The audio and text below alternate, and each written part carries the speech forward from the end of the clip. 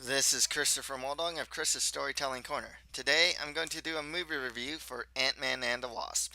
Next time I'll have a manga review for Skip Beat Volumes 25 and 26, a book review for A Hero Born, Legends of the Condor Heroes Volume 1, and a movie review for Sicario, Day of the Soldado, and Skyscraper. Check out my Twitter page and author's Facebook page. Links to all these will be provided on the description. I'd also really like to hear from you guys as well. So leave any comments and make sure to subscribe and share this channel as well. So as far as how this will work is that I'm going to give a detailed recap of Ant-Man and the Wasp and then give my thoughts on the movie. So there will have spoilers. Just to tell you, spoiler warning right now. As far as an early grade goes, fun movie. Probably not one of the best Marvel movies, but it was good. I'd give it like a B, probably B plus, somewhere around there. So let's recap Ant-Man and the Wasp. So in 1987, Janet Van Dyne, who was the Wasp during that time, shrinks between the molecules of a Soviet nuclear missile, disabling it but becoming trapped in the microscopic quantum realm. Hank Pym during the time was Ant-Man, and he raised his daughter Hope, assuming that Janet is dead. Years later, former criminal Scott Lang takes up the mantle of Ant-Man and discovers a way to both enter and return from the quantum realm. Uh, Hank Pym and Hope begin work on repeating this feat, believing that Janet may be alive. So Lang and Hope also start a romantic relationship and begin training together to fight together as Ant-Man and the Wasp until Lang secretly helps Captain America during the skirmish between the Avengers in violation of the Sokovia Accords. Lang is placed under house arrest while Pym and Hope go into hiding and cut ties with Lang. Pretty much backstory there. And 2 years later, which is pretty much the present, Pym and Hope briefly manage to open a tunnel to the quantum realm, and Lang receives an apparent message from Janet, who is quantumly entangled with him. So, despite having only days left of house arrest, Lang decides to call Pym, and Hope kidnaps Lang, leaving the decoy so as not to bring suspicion from FBI agent Jimmy Woo. Seeing the message as confirmation that Janet is alive, Pym and Hope work to create a stable tunnel so they can take a vehicle to the quantum realm and retrieve Janet. Hope arranges to buy a part needed for the tunnel from black market dealer Sonny Birch. But Birch has realized the potential profit that can be earned from Pym and Hope's research and double crosses them. Hope fights Birch and his men off as the Wasp here. I forgot actually. Until she is attacked by a quantumly unstable masked woman. Lang tries to help fight off this ghost, but she escapes with Pym's portable lab. Um, the thing is, pretty much, they have this like giant building, and because they have the shrinking technology, um, they can also shrink the lab when they want it and make it like giant size again when they want as well. Pym reluctantly visits his estranged former partner, Bill Foster, who helps them locate the lab. The ghost restrains Lang, Hope, and Pym when they arrive and reveals herself to be Ava Starr. Her father, Elias, another former partner of Pym's, accidentally killed himself and his wife during a quantum experiment that caused Ava's unstable state. Foster reveals that he has been helping Ava, who they plan to cure using Janet's quantum energy. Believing that this will kill Janet, Pym refuses to help them and the trio manage to escape. So, opening a stable version of the tunnel this time, uh, Pym and Hope are able to contact Janet, who gives them a precise location to find her, um, but warns that they only have 2 hours before the unstable nature of the realm separates them for centuries. She's pretty much speaking to them through Scott Lang at this time, by the way. Birch learns their location from Lang's business partner Louise, Dave, and Kurt, because those three um, pretty much have their own business with Scott Lang, I guess security business with Scott Lang, and informs a contact at the FBI. Uh, Louise warns Lang, who rushes home before Wu can catch him breaking his house arrest. And that just leaves Pim and Hope to be arrested and for their lab to be taken by Ava. Lang is soon able to help Pim and Hope escape custody and they find the lab. Lang and Hope distract Ava while Pim enters the quantum realm to retrieve Janet, but the pair end up fighting Birch and his men, which allows Ava to break back into the lab and begin taking Janet's energy. Louise, Dave, and Kurt help apprehend Birch so Lang and Hope can stop Ava. Pim and Janet arrive safely from the quantum realm, and Janet voluntarily gives some of her energy to Ava to temporarily stabilize her. Lang returns home once again in time for a new suspicious Wu to release him at the end of his house arrest. Ava and Foster go into hiding, but Pim, Lang, and Hope and Janet plan to harvest energy from the quantum realm to continue helping Ava. In a mid-credit scene, Lang is pretty much doing this. He's in the quantum realm trying to get energy from the quantum realm when Pim, Hope, and Janet all disintegrate, a la Thanos snapping his fingers when he has all the Infinity Stones. In the after credit scene, we see the giant ant that was pretty much taking the place of Scott at his home, playing the drums in Scott's house.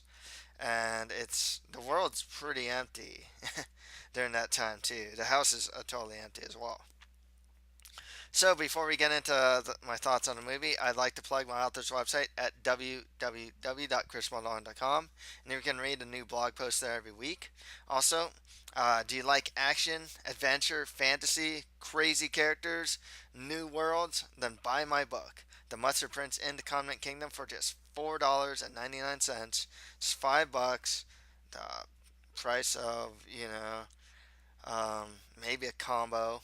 I think a combo is actually worth more at any fast food place via ebook on Amazon.com or on my author's website. Links to buy it will be provided on the page description. Please also make sure to subscribe to this channel as that'd really help me out. So, let's get into my thoughts on the movie. We'll start with the characters here. The characters are kind of the same here. We got Paul Rudd, who's playing Scott Lang and Ant-Man. One thing that's really holding this movie together, quite honestly, is the comedy, the humor, the comedic timing. Paul Rudd is really good at doing that. Uh, he's pretty much the same guy you saw in the old one. Just guy that's trying to change his ways, especially to be better for his daughter, and is a criminal with the heart of gold. Pretty much, that's Scott Lang, and like I said, real funny, um, especially with a lot of his different interactions. I thought it was really funny when Janet was inside of Scott Lang. Very comical. Evangeline Lilly plays Hope Van Dyne, who is the Wasp.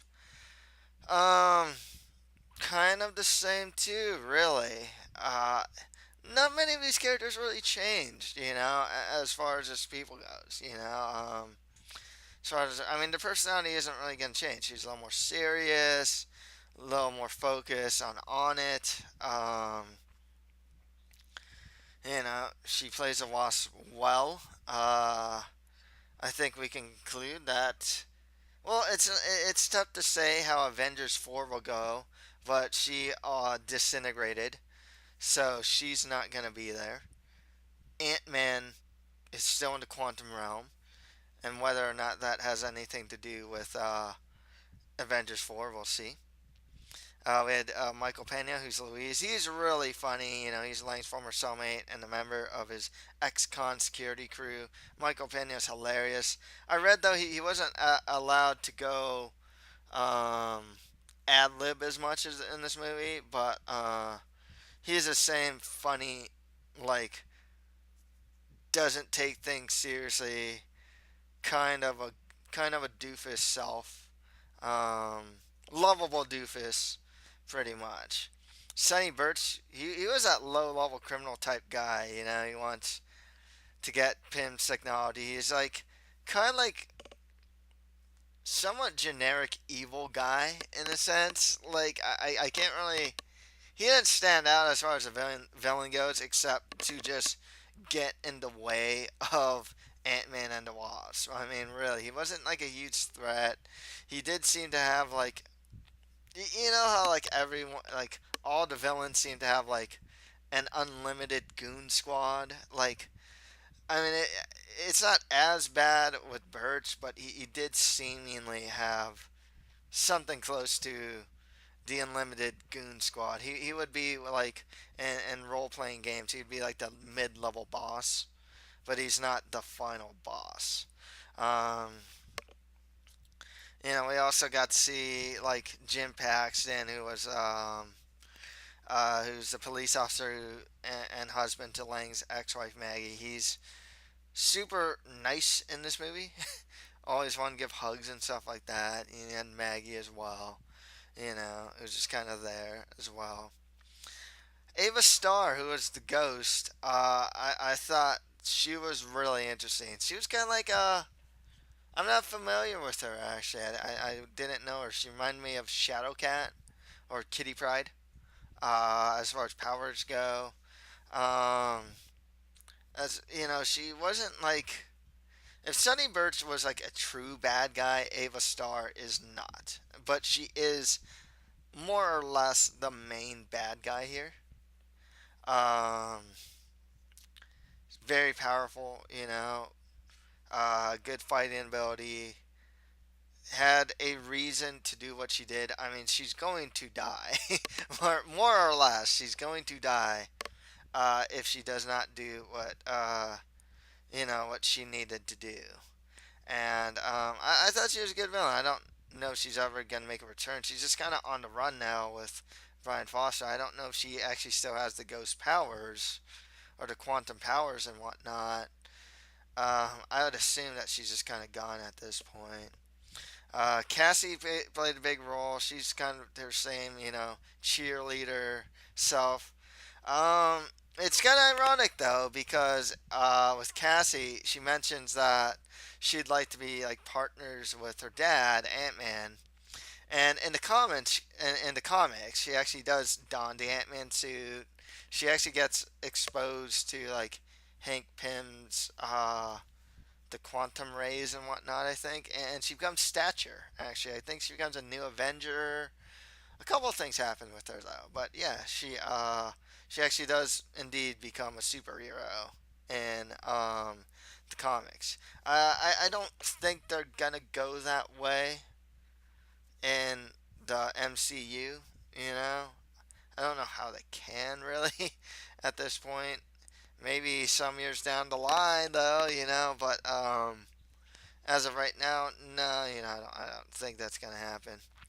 It's Michelle Pfeiffer as Janet Van Dyne, who's the original Wasp who is lost in the quantum realm. She's also Hank Pym's wife and Hope's mother. She said something really interesting when she was in the quantum realm when she saw Hank Pym again, and that was that this place really changes you and stuff like something to that nature. And I was like, in the back of my head, I was thinking, oh, is she gonna be the villain? Like, because it's like, oh, she's maybe the quantum realm has changed her. Kind of like, uh, she became like the dark, like yeah, a dark, darker character or whatnot.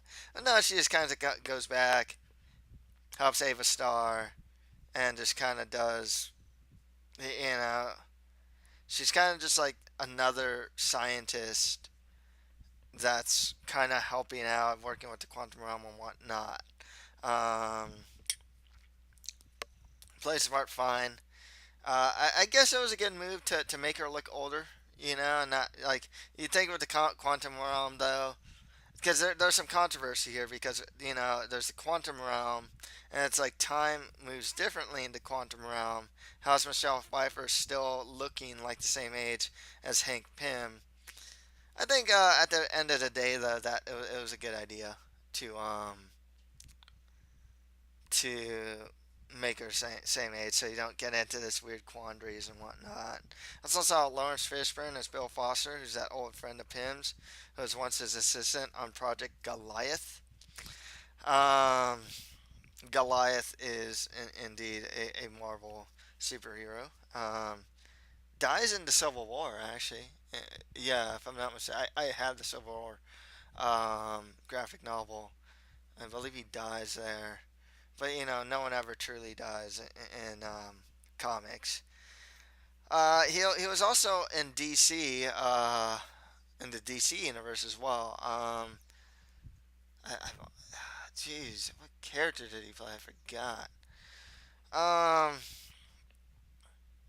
once again, not really a bad guy. He was so opposed to like using Janet to like cure Ava because Janet could die. He's not really a bad guy. He's kind of a tweener. He does have ill will towards Hank Pym, but he's not truly. That was the thing with this too. Like no one's truly a bad guy. You know, Hank Pym was still kind of the same guy too. Um, the one of the bigger differences though is that Hank and Hope have gotten a lot closer since the first film. That's really it. As far as the movie goes, like the overall plot was just kind of fun. It moved really well. Um, it was a lot like the if the first one was a heist movie, this one was like a cat and mouse movie. There was a lot of chasing going on. It's just like, oh, we have to find the building. Where's the building? Oh, it's over here. Car chase. It's a giant car chase scene. There was a lot of chasing in this movie. Whether that and in that sense, I liked the first one a lot better just because it established a couple things more. It was a lot more just a heist movie.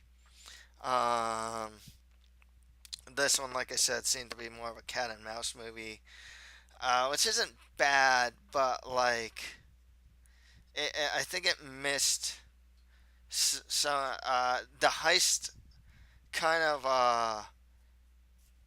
was one of the big things in my opinion that really helped this movie or the first movie. It really managed to play with the ants a lot, using the ants in the heist, shrinking. I love that. There's a lot of the shrinking going on in here, though, and they really played that up, shrinking and getting big again and getting gigantic and whatnot. There's a Hot Wheels case with different cars that they're able to make into like normal sized cars. The way they used the lab was really interesting. It was a lot of fun, and I thought they did a really good job just in how to play with the whole shrinking and getting bigger stuff. We saw Paul Rudd become the giant Ant Man. Well, he wouldn't be Goliath here though. Really, he'd be I think there's a name for him. And I absolutely forgot what it is. Um, but yeah, he became like super huge in the movie and managed to help out in that way. Um, but yeah, a lot of this movie I think really was helped just more with the humor. The characters pretty well. Plot's fun. Nothing earth shattering. As far as any role in the bigger Marvel Cinematic Universe, this really is something of a standalone story. The thing that helps the bigger universe and possibly goes into Avengers 4 is gonna be the mid-credit scene. That really is the big one there. That's like Okay, why wasn't, and it explains why Ant-Man wasn't in Avengers 3. He was, well, this whole movie actually explains it. He was under house arrest. But it does actually explain, yeah, it explains why he wasn't in, oh, yeah, they mention that in Avengers 3, but we actually physically see it.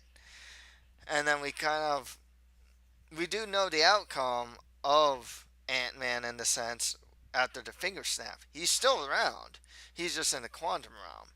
So there's a couple things here actually that becomes kind of big for Avengers 4. One is, does he come out of the quantum realm in Avengers 4? They mentioned something about the quantum realm too. I believe Janet did about like time vortexes or something like that, or some weird vortexes, or like watch the something vortexes. So there's a prevailing theory right now with Avengers 4 that time travel is going to be utilized in Avengers 4. It is not outside of the realm of possibility that they use the quantum realm to travel through time. Could be. I don't know if they're going to go that way, but I can't help but feel that this this is going to connect to Avengers 4 in some way.